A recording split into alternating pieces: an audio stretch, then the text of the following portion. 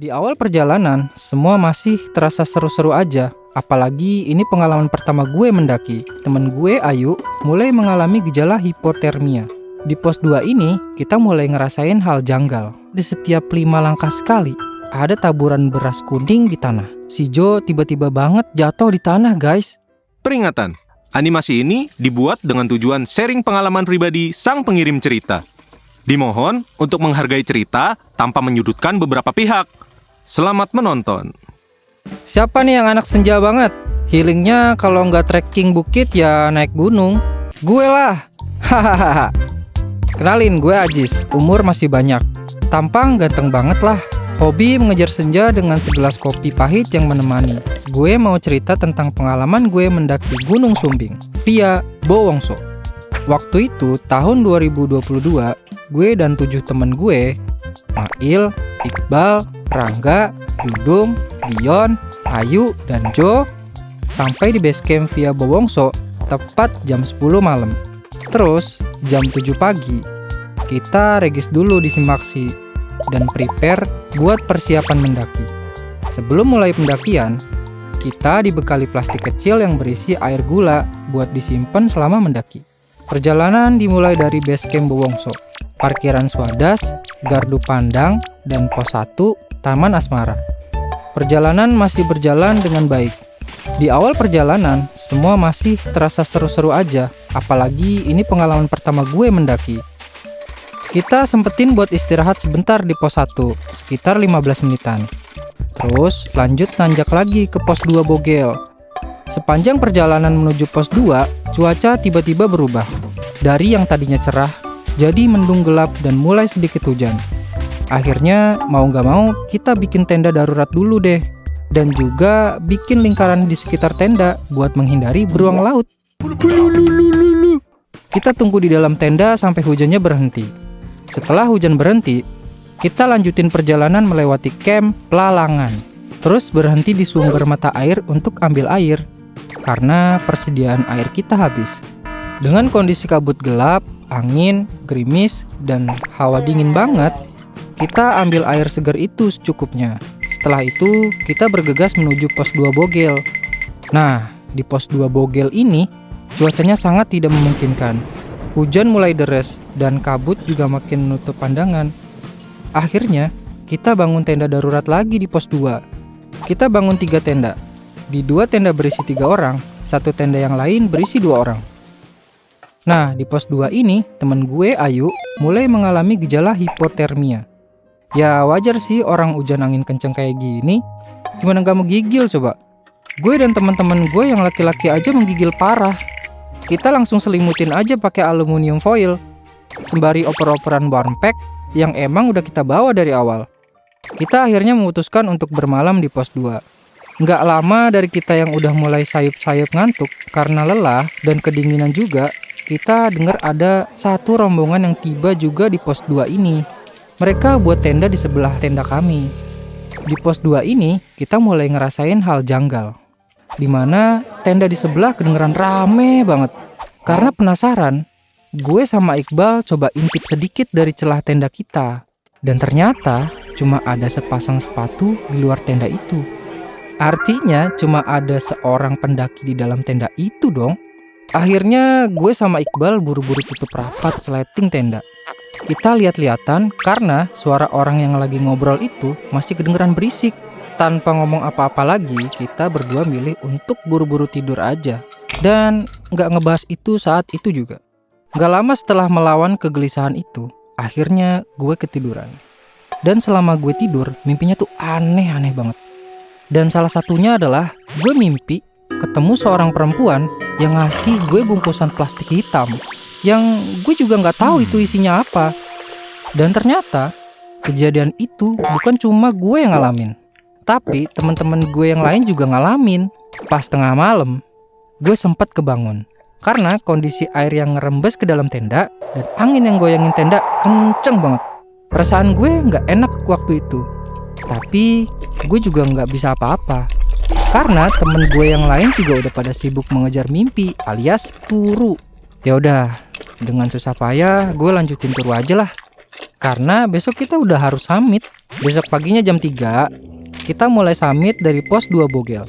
Dengan keadaan yang gelap, kita jalan dibantu penerangan senter dan pantulan cahaya bulan dari kepala botaknya si Dudung.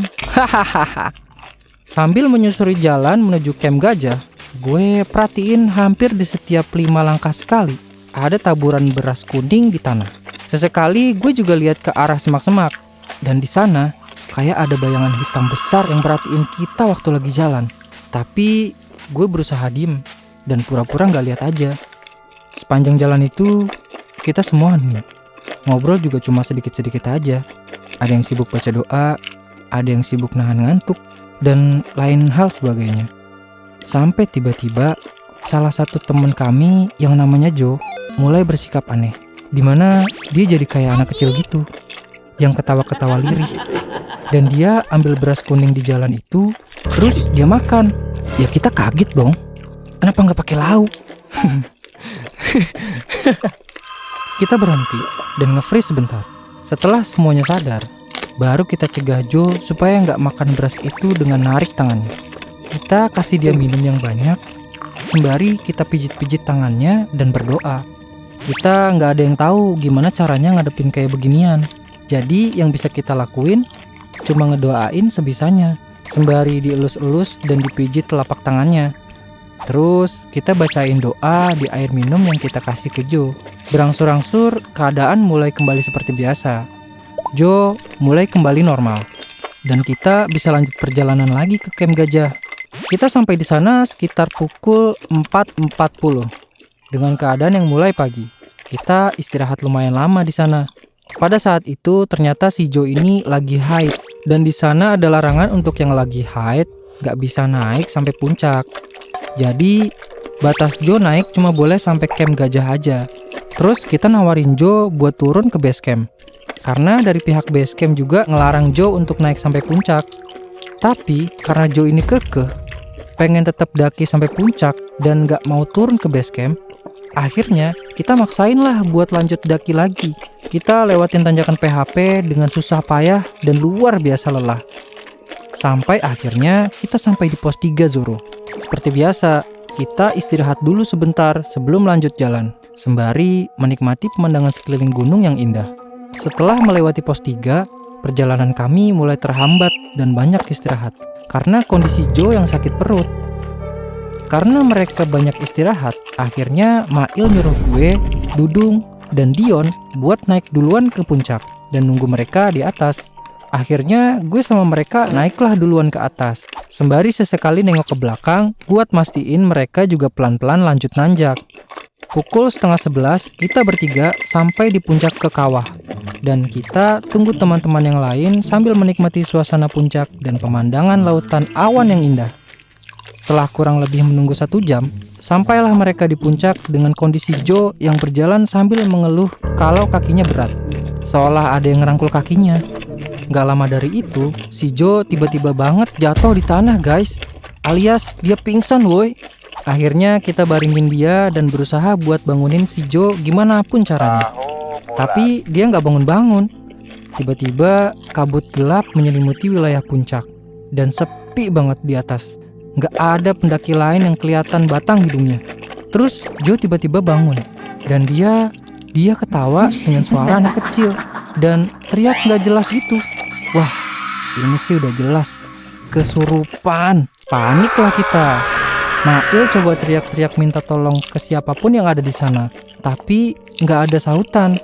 Akhirnya Mail manjat ke batu yang menuju puncak Raja Wali dan ketemu satu rombongan yang bisa dimintain tolong. Tapi rombongan itu cuma bilang, azanin aja bro. Mail pun balik ke tempat kita dan azanin Joe. Joe berontak keras, dan kita susah payah buat pegangin badannya biar nggak berontak. Kita juga baca-bacain setiap doa yang kita tahu, tapi dia malah makin berontak dan teriak-teriak. Selama Joe kesurupan, keadaan puncak ketutup kabut dan kayak nggak ada orang sama sekali anjir selain kita. Rasanya kayak semesta yang beda. Nggak mau nyerah, kita coba lagi azanin Joe. Mail azan bener-bener di telinganya Joe, dan kita berdoa terus nggak berhenti. Sampai akhirnya Joe mulai sadar. Gak lama setelah Joe sadar, seorang perempuan datang sendirian. Dia pakai baju merah dan pakai kalung tasbih nyamperin kita. Terus dia ngasih bungkusan nasi buat dimakan Joe. Di pertengahan perbincangan kita sama si mbak ini, tiba-tiba dia bilang, sebenarnya saya udah lihat teman kamu ini dari kejauhan kalau dia diikutin sama anak kecil. Kita kaget dong, mana lauknya? Jangan-jangan gara-gara gak ada lauknya. Si Joe kesurupan. Jangan-jangan gara-gara itu kali ya si Joe kesurupan. Sembari ngobrol, diam-diam gue liatin si mbaknya ini. Mukanya kayak familiar, kayak gue pernah lihat tapi di mana gitu. Setelah lama gue ingat-ingat, ternyata gue baru ngeh. Perempuan ini tuh yang ada di mimpi gue di malam sebelum summit. Sebelum perempuan itu pergi, dia nyuruh kita buat turun sebelum maghrib. Jadi pas maghrib kita harus udah sampai bawah. Gak lama kita nurut dan langsung turun.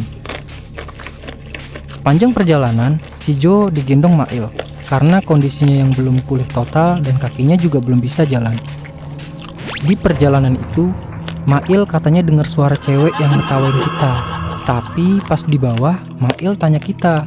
Gak ada satupun dari kita yang dengar suara ketawa itu. Karena keadaan cuaca yang gak jelas, kabut tebal dan angin yang kadang kencang, akhirnya kita berhenti dan nunggu sampai cuaca sedikit cerah. Di saat itu, burung jalak tiba-tiba muncul dan mulai menuntun jalan kita turun lumayan lama. Nah, karena udah mulai sore, akhirnya Mail nyuruh gue, Dudung, dan Dion buat turun sampai tenda duluan di pos 2 Bogel, buat beresin barang dan nyiapin makanan. Nah, ini ada lagi nih kejanggalannya. Pas gue sampai di pos 2, kita susah banget buat nemuin tenda kita. Mana cuacanya makin gak enak. Dengan keadaan gerimis, kita bertiga nyari-nyari tenda itu dan berpencar beberapa menit. Gue pun kepisah dari Dudung dan Dion. Sesekali gue liat belakang, karena ngerasa kayak ada yang ngikutin kita di sela perjalanan turun gunung. Gue juga nemu taburan beras kuning lagi, persis kayak pas kita mau summit. Gue merasa itu kayaknya petunjuk. Akhirnya gue ikutin lah jejak beras itu. Dan ternyata bener, beras itu ngebawa kita ketemu lagi sama Dion dan Dudung. Kita berhenti sejenak dan ngeliat ke arah depan. Langsung kelihatan dong tenda kita. Gak lama kita sampai tenda, hujan deras pun turun. Selama hujan itu kita kepikiran terus, teman-teman yang lain dapat tempat neduh gak ya? Mereka kebasahan gak ya?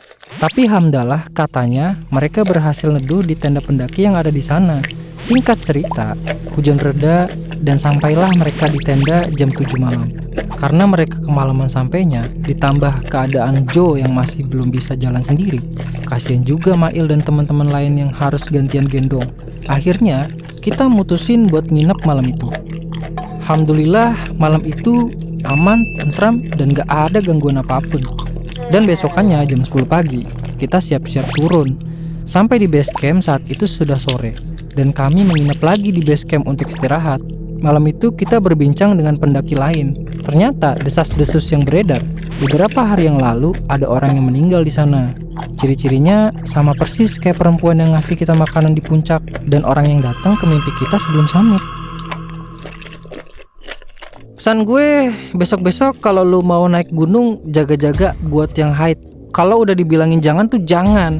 Gak usah keras kepala dan pengen ngikutin maunya sendiri. Jangan lupa juga berdoa sebelum mulai pendakian. Saling jaga dan siapin mental dan fisik juga biar nggak tumbang di jalan.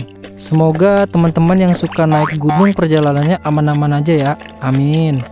Segitu aja cerita dari gue. Semoga kalian suka dengan ceritanya. See you.